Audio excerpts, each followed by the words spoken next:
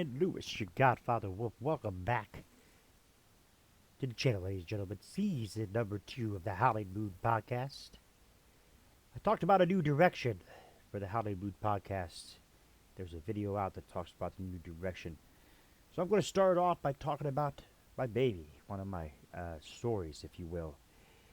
I've said a couple times on the channel here, the videos are probably hard to find, so I'll just go ahead and re-talk about it. I started writing in 1986. My 8th grade teacher, Mr. Voschel, Ed Voschel, may he rest in peace, was my readings teacher. And he told us, he said, you know, class, today we're going to discuss on what's going to happen for the first and second 9 weeks. He said, I don't want book reports. He goes, I just really think book reports are just something that everybody does, every teacher does. He goes, I want something different. So he told us, he said, I want you to write me a story. I want you to write me a story. I think it was six stories. He said it was 6 or 8 stories every 9 weeks. And he would write them, and, or excuse me, he would read them, and he would say, you know, hey, you know, this is, you know, and then he would grade them on what he thought about it, honestly. So I do remember, that's what started my writing. That's one of the reasons why I write, or why I started writing stories and whatnot, and I owe it all to Mr. Voschel for getting me started in that.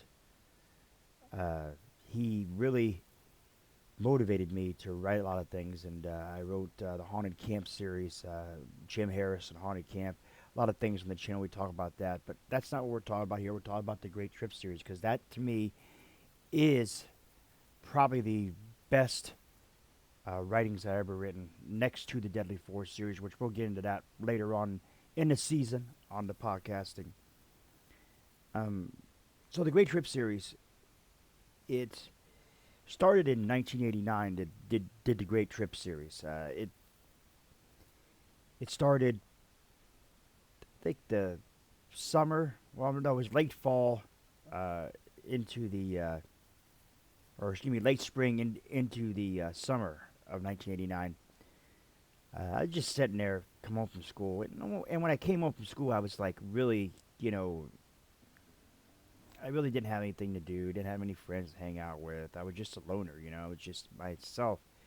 So I ended up taking a piece of paper and a pen, some old pen I found around the house, and started writing a chapter called My Exciting Trip.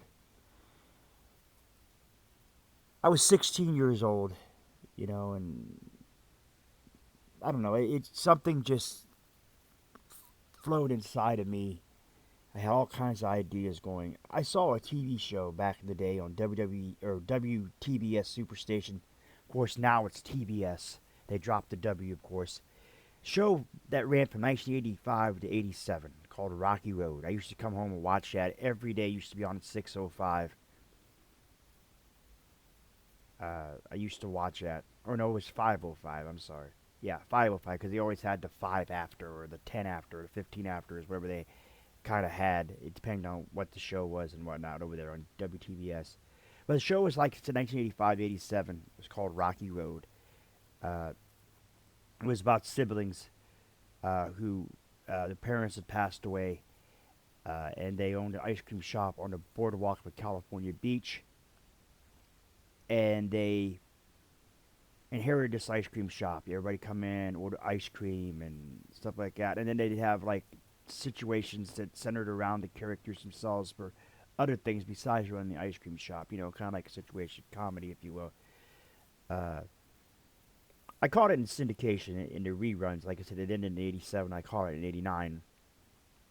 And I related to the characters. I loved the show. I related to the characters. And like I said, 16 years old, I just went ahead and wrote the Great Trip series. It was something that turned into, like I said, just one chapter. And my cousin Michelle, she was living with me and my mom at the time. That's the story in its own right. But anyway, She said, "I love this, cuz you should write more. It's awesome, so awesome." But it was a great trip. It was my exciting trip. My mom won the lottery, and I went on to California to see the sights, and met Paul Hogan, Crocodile Dundee, and met all kinds of other celebrities along the way. And moseyed on to the boardwalk and went in and got the Rocky Road, mosey on into Rocky Road and got a Rocky Road sundae. And it's my Rocky Road is my favorite ice cream, by the way, for those of you who don't know. Um, and moseyed in, and Jessica Stewart was the older sister, and then of course there was Robbie Stewart, which was uh, the middle child, and then of course there's Cindy Stewart, who's played by Marcy Ann Warman in season number two. Season number one, she was played by Lily Moon. I don't know what happened with the whole Lily Moon to Marcy Ann Warman drop, but I really enjoyed Marcy Ann Warman playing Cindy than I did Lily Moon. I thought Lily Moon was okay; she's a nice girl, but she just didn't relate to me. Uh, Louis Arquette played the bait and tackle uh, bait and tackle shop. He had a bait and tackle shop, and there was uh, he was Lucas, and then there was Sandy Bradshaw. He was played uh, by Jim Mensa. He was the dim-witted cop, if you will. He would, California. I don't know if he was a beach patrol cop or whatever, but he was the cop, uh, and he kind of related to the characters as well. And then, of course, you had Kellyanne Kahn. She played the lifeguard, Susie Quartermain. So these were all the characters that kind of related to, or that centered around the whole show itself. Besides the extras that they had in there, uh, the second season, after second season into third season, I thought the show really tanked for me. Lucas left the show, and Sandy Bradshaw left the show as well. I kept them on in the Great Trip series. I kind of figured, I related to the characters well. The characters meshed well with every other character, and I kind of kept them on, uh, you know, uh, as part of the series. The series is three parts. There's part one, which I wrote from 1989, and it started in 1989. The whole first book was completed in 1997. The second book is called The True Story. Well, first off, the first book has 12 parts to it. The first part is called The Great Trips, of course. Second one is Life After Marriage. Third is Closer Closer. Four is called Theo and Heidi Meets Adulthood, which is the children in the story, my children in the story. Five is the Unforgettable Conclusion. Six is called Remembrance. Seven is called Looking Back. Eight is called Dreams Reality. Nine is called Love. It describes my family. 10 is called Cindy, my wife forever and ever. 11 is called Changes. It's just one chapter. And the 12th part of book one is called A Final Fair, or The Final Farewell. And then, of course, you got book two, which is called The True Story. My son Theo talks from inside the confines of the prison, the kind of aftermath of what happened at the end of the first book. He talks in prison about the true story, things that, from his perspective, and everything like that. Book three is, of course, Cindy's. That's her view from the beginning. She talks about, her views on, meeting me and us getting to get all that other good stuff. The book portrays me, or the series, if you will. Uh, well, the first book portrays me as a complete idiot, or not idiot, but as a complete a-hole, if you will. It portrays me as something I'm not in reality, not in real life, and that is an abuser, a just a complete a-hole all around. but it has 168 chapters. The original drafts have 168 chapters throughout uh, each and every book itself. Uh, I really think that parts 9 through 12 of part 1 is the meat and potatoes, the best parts of the entire series. It's the way, the bond, the whole aspect of it as to what it really talks. It it really shows what the series means. It to me that's I loved writing those 9 through 12, and I think that they are the best ever, in my personal opinion. So the Great Trip series, parts or book one, parts 1 through 7, I wrote, or excuse me, 1 through 8, I wrote with the same pen. Uh, Lions Lincoln Theater, where I'm from in Masson, Ohio, there was a little thrift store, like a little mom and pop type store. I mean, not a mom and pop type store, but just a little store right next to the theater. They had like greeting cards and knickknacks and whatnot, but they had this pen. It was $1.39. I picked it up. I rewrote that first chapter of my exciting trip with that pen, and then continued on to write the uh, first 8 parts of book 1 with that same pen. I figured that this would just be a flash in the pan. I figured that the Great Trip series was just going to be one chapter, and that was it, just something, just whatever. But it became a fantasy. It became something that took me from what was really nothing in reality at the time when I was 16, and brought me into a fantasy world where I really shined. I really felt like this fantasy was something that was just so amazing that I could not stop writing. Constantly writing. I wrote 2, 3 chapters a day. I just continuously wrote and wrote and got it really, really, really good.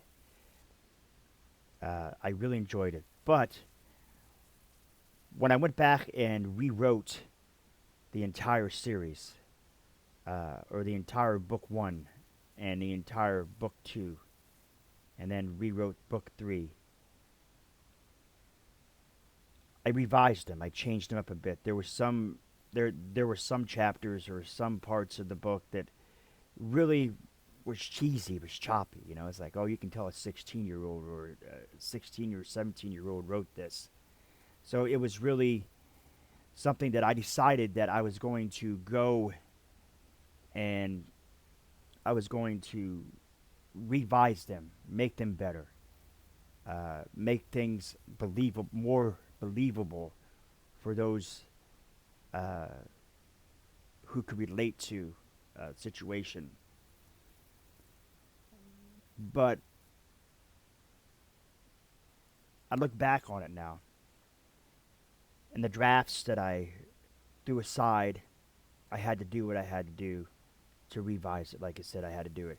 One other note: Part 7 of Book 1 and Part 8, which is looking back, as I said earlier on, and Dreams Reality. Those ran about 10, 12 chapters.